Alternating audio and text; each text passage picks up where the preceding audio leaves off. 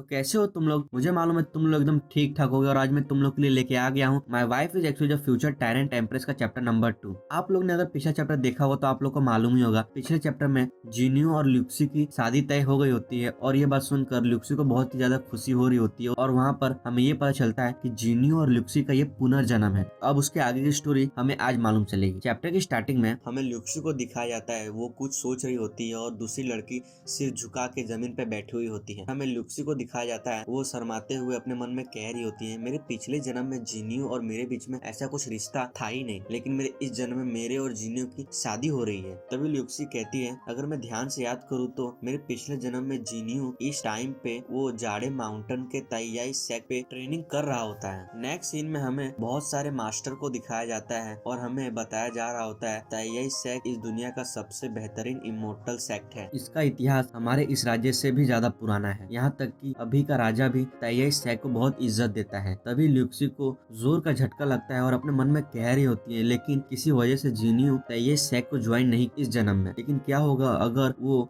मेरे बारे में फैली हुई अफवाह पर विश्वास कर ले और उसे लगे कि मैं पागल हूँ और इस शादी से बचने के लिए वो ताइयाई सेक ज्वाइन करने के लिए चला जाए। नेक्स्ट सीन में हमें जीनियो को दिखाया जाता है, वो जल्दी जल्दी ताइयाई सेक ज्वाइन करने के लिए जा रहा होता है और ल्यूक्सी अपने मन में कह रही होती है, तो फिर मैं उसके साथ शादी का मौका खो दूंगी। फिर हमें ल्यूक्सी को दिखाया जाता है, वो गुस्से में अपनी मुट्ठी बांध लेती है और बहुत ज्यादा डरावनी शक्ल बनाने लगती है और हंसते हुए अपने मन में कह रही होती है, क्या फायदा जीनियो का इमोर्टल बनने में, क्यों न मैं ताइयाई सेक्ट को ही तबाह करवा देती हूँ। तभी हमें दूसरी लड़की को भी दिखाया जाता है, वो ल्यूक्सी को देखकर और भी ज्यादा घबराने लगती है और अपने मन में कह रही होती है, कितनी भयानक हंसी है, राजकुमारी जरूर कुछ खौफनाक प्लान बना रही है। और कहती है राजकुमारी की शादी उस निकम्मे आलसी लड़के से होने वाली है, इस बात से जरूर राजकुमारी बहुत ज्यादा गुस्सा है। फिर वो लड़की राजकुमारी को कहती है, इस मामले में कुछ नहीं कर सकती, ये महाराज का फैसला है, इसलिए आप गुस्सा मत हो। और अपने मन में कह रही होती है, शादी होने के बाद जो चाहे वो करना, लेकिन भगवान के लिए अभी कुछ मत कर और मुझे फंसा मत दे। तभी ल्यूक्सी पीछे मुड़कर उस लड़की को कहती है, गुस्सा, आखिर में गुस्सा क्यों होंगे? और वो लड़की सोच में पड़ जाती है, अगर ये गुस्सा नहीं थी तो आखिर हंस क्यों रही थी? फिर ल्यूक्सी उस लड़की को कहती है, जो भी हो मुझे कल चाहो जीनियो से मिलना है, जाके इसकी तैयारी कर। फिर वो लड़की कहती है, राजकुमारी महल के नियम है, शादी से पहले आप दोनों एक दूसरे से नहीं मिल सकते। तभी ल्यूक्सी उसे धमकाते हुए कहती है, तेरे कहने का मतलब है कि ये अच्छी बात नहीं कि मैं जीनियो से शादी से पहले मिलूं? तभी वो लड़की सिर झुका के कहती है, ये बिल्कुल सही है, किसने कहा कि ये सही बात नहीं है, आप शादी से पहले उससे मिल सकती हो। ल्यूक्सी उस लड़की के कंधे पे हाथ रखकर कहती है, बहुत अच्छा काम कर रही है तू। नेक्स्ट सीन में हमें ल्यूक्सी को दिखाया जाता है, वो खिड़की के सामने खड़ी होकर चांद को देख रही होती है और ये सीन बहुत ही ज्यादा सुंदर होता है। और हमें ल्यूक्सी को भी दिखाया जाता है, वो बहुत ही ज्यादा खुश लग रही होती थी क्योंकि उसकी शादी जीनियो से होने वाली है, इसीलिए। फिर अगले दिन राजमहल का सीन दिखाया जाता है, जीनियो का पापा महाराज को सलाम करता है। फिर हमें महाराज को दिखाया जाता है और बताया जाता है, ये इस राज्य के राजा जी जिंगहे है। फिर महाराज कहता है, अरे अंकल आप आ गए, कोई अंकल को बैठने के लिए कुर्सी दो। तभी जीनियो का पापा बोलता है, इसकी क्या जरूरत है, और अपने मन में कह रहा होता है, साले पागल महाराज, तू जरूर कुछ प्लान बना रहा है। तभी महाराज कहता है, अगर मैं याद करूँ तो हमारे पिछले महाराजा और आप ग्रैंड ड्यूक डिंग बैंक दोनों एक दूसरे को भाई की तरह मानते थे, तो मुझे आपको अंकल कहने में कुछ दिक्कत भी नहीं है। फिर महाराज एक नोटबुक को दिखाते हुए कहता है, इसे ध्यान से देखिए अंकल, ये सब आपके खिलाफ शिकायत है जो बहुत सारे लोगों ने की है। ये देखकर जीनियो के पापा की बोलती बंद हो जाती है। तभी महाराज सारी कंप्लेंट को फाड़ देता है और कहता है, आप मेरे अंकल हो, इसलिए मैं ये सारे कंप्लेंट को फाड़ देता हूँ और मैं इस पे ध्यान भी नहीं दूंगा। तभी जीनियो का पापा महाराज को बोलता है, आपका बहुत ज्यादा शुक्रिया, और गुस्से में अपने मन में कह रहा होता है, ये पागल महाराज, इसने खुद कितने सारे सिपाही को मेरे पीछे लगा रखा है और मुझे दबाने के लिए मेरी छोटी छोटी गलतियां भी ढूंढ ढूंढ कर निकाल रहा है। फिर महाराज जीनियो के पापा से पूछता है, तेरा बेटा किधर है, आखिर वो कहाँ रह गया? तभी जीनियो का पापा महाराज को बोलता है, महाराज कल मेरे बेटे और मेरी कहा सुनी हो गई और वो गुस्से में घर छोड़ के चला गया। तभी पीछे से एक नौकर चिल्लाते हुए कहता है, डूक डिंग बैंक का लड़का आ रहा है। फिर जीनियो का पापा हंसते हुए कह रहा होता है, और कल मैंने उसे डांटा भी था और कहा था, अगर तू राजमहल में टाइम पे नहीं आया तो तेरी खैर नहीं। और ऐसा लगता है उसकी हिम्मत नहीं है महाराज के हुक्म को न मानने की। नेक्स्ट सीन में हमें जीनियो को दिखाया जाता है, वो फुल नशे में होता है और गाना गा रहा होता है, उसके गालों पे लिपस्टिक के निशान भी होते हैं। ये सब देखकर जीनियो का पापा की बोलती बंद हो जाती है और ऐसा लगता है जीनियो का पापा एक मरेला लाश बन गया है। फिर जीनियो का पापा जीनियो को मार मार के उठा रहा होता है और कह रहा होता है, तेरी इतनी हिम्मत, तू दारू पी के महाराज के सामने आया, चल जल्दी से नशे से बाहर निकल, नहीं तो आज मैं तेरी एक एक हड्डियां तोड़ दूंगा। और पीछे से महाराज कहता है, चलेगा, ये तो बच्चा, ये रहने दे, इसे रहने दे। फिर हमें महाराज को दिखाया जाता है, वो एकदम सीरियस हो जाता है और कहता है, इसकी इतनी हिम्मत, मैं इसकी शादी मेरी तीसरी बेटी से करवाने वाला हूँ, वो इस राज्य की तीसरी राजकुमारी है, फिर भी ये कोठे पे जाके अपनी रात गुजार के आ रहा है, लगता है ये बहुत ही ज्यादा शौकीन है और अपने मन में कह रहा होता है तो ये सच है, ये इस राज्य का सबसे बड़ा निकम्मा है। तभी महाराज ध्यान से जीनियो को देखता है और मुस्कुरा रहा होता है और अपने मन में कह रहा होता है चलो अच्छा है कि ये इस राज्य का सबसे बड़ा निकम्मा और कामचोर है। फिर महाराज कहता है अभी ये जवान है और बहुत ज्यादा रोमांटिक भी लगता है, लेकिन शादी के बाद ये सब नहीं चलेगा। अंकल आप इसे सही तरीके से समझा देना, अभी के लिए ये सब बात मैं यहीं पर खत्म कर देता हूँ, मुझे और भी ज्यादा जरूरी काम है। जीनियो का पापा जीनियो को उठाते हुए कहता है जैसा महाराज की इच्छा। नेक्स्ट सीन में जीनियो और उसका पापा राजमहल से बाहर निकल जाते हैं और तभी जीनियो का पापा जीनियो को एक जोर से चिमटी काटता है और जीनियो जोर से चिल्लाते हुए कहता है पापा मुझे चिमटी क्यों काट रहे हो। तभी जीनियो का पापा कहता है गधे कहीं के, आखिर कब तक तू ये नाटक करता रहेगा। फिर जीनियो कहता है मुझे ये नाटक जारी रखना पड़ेगा, पता नहीं महाराज हमारे पीछे कितने लोग को लगा के रखा है और वो लोग अभी हम लोग की बातें सुन भी रहे होंगे। तभी जीनियो का पापा जीनियो को बोलता है हम लोग बहुत दूर आ गए हैं, तो अब तू नाटक करना छोड़ सकता है और मुझे ये बात बता तेरी इस हरकत की वजह से अगर मैं तेरे 2 टुकड़े भी कर दूं तो भी लोग मुझे दयालु कहेंगे।